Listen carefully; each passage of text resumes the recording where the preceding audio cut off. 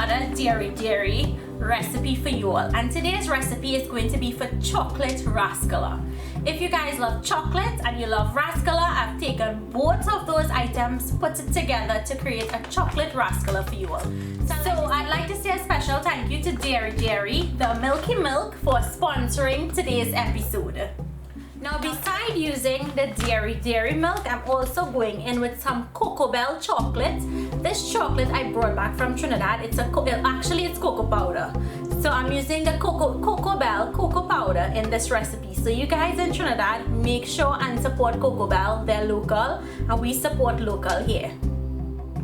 So I'm gonna start by putting 2 cups of this dairy powder milk into my bowl, and I'm doing half of the amount that I usually do with my other recipes. And to my powder milk, I'm going in with my cocoa powder or the Cocoa Bell powder. Next, I'm going to go in with 1 tablespoon of flour. This is what's going to help hold this mixture together, and 3/4 teaspoons of baking powder. Next, you want to mix these ingredients to combine. Once you've mixed the dry ingredients properly, you're going to add enough milk to bring this dough together. Now, this usually requires like half a cup of milk. It may take more, it may take less, depending on the brand of milk that you use. You want this to be a nice, soft dough when it all comes together. And if it's too dry, just keep adding milk until it gets you that nice consistency. That Cocoa Bell cocoa powder is so pure. Like, Trinidad has some of the best cocoa products. So once it comes together, it's going to be quite sticky like this. We're just going to allow it to rest for like about a minute, and then we'll move on into making the balls. In the meantime, put up your oil to heat up on a medium-low heat. So guys, next we have to make the syrup to soak the rasgulla in. So to my pot, I'm going in with 2 cups of water and a cup of sugar. Now you can make this as sweet as you like. I'm just gonna put this on medium heat and allow that sugar to melt, and this is going to turn into a simple syrup.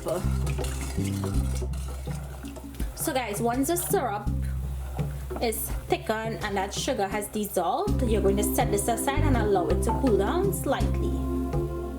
Now to make the balls, I'm just putting a little bit of oil on my hands, and you're going to take up small amounts of the batter and form it into a circle, just like if you're making rasgulla.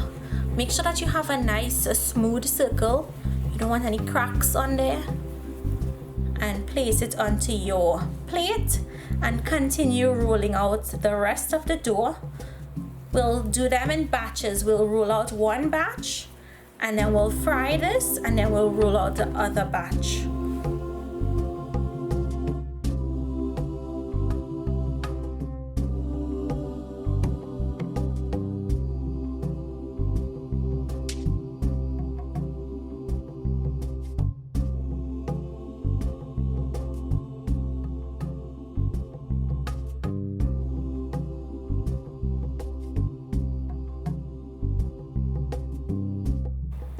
Okay, so when the balls are finished, you'll just remove that paper towel from soaking up the oil. And now you're going to pour in that sugar syrup. This needs to soak.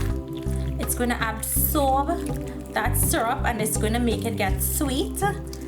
And you have to put the syrup, because remember, we didn't add any sugar to the dough mixture when we were making it.